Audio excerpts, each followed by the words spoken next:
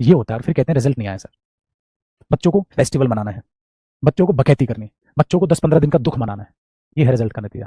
देख रहे हो आज लाइव दिख गया ना, लाइव स्टूडेंट दिख गया ना रिजल्ट। ये है इनकी हरकतें। अपना परिवार भूल जाते हैं कि मिडिल क्लास फैमिली के लोग हैं।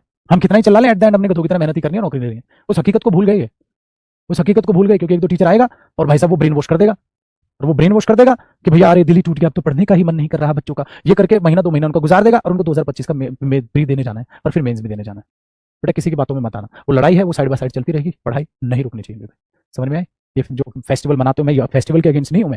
मैं फेस्टिवल के अगेंस्ट नहीं हूं। और ये भी मत सोचना नौकरी आगे भी दुख रहेगा। नौकरी के बाद भैया एक दुखी होना एसी में बैठ के, एक दुखी होना बेरोजगारी में और गरीबी में बैठ के, दोनों दुखों में फर्क है। एक दो कई बार कर देते हैं टीचर, कई बार बकैती नहीं कर देते हैं, अरे मेरे बच्चे मनाओ, हर फेस्टिवल मनाओ, दुख तो लाइफ लॉन्ग चलते रहेंगे, नौकरी के बाद भी दुख हो भाई साहब। ओ हेलो हीरो, दोनों दुख में फर्क है। और जब माँ बाप गरीब हो, घर की किस्तें पूरी नहीं पड़ रही हो, घर पे पेंट नहीं हो रहा हो, गरीबी का आलम हो, बेरोजगारी में हो, और तब दुख हो, और एक सरकारी नौकरी के बाद हो दुख हो, दोनों दुखों में दिन रात का फर्क होता है। समझ में आ गई बात? तो इसलिए याद रखो बेटा, दिन रात मेहनत कर लो प्लीज। थोड़े दिन के लिए मैं तो यही बोलूंगा, मैं ये नहीं कह रहा होली मत मनाओ या होली मनाओ, मैं कह रहा हूँ 1-2 घंटे अपना होली मनाई, पढ़ने बैठ गए, ठीक है।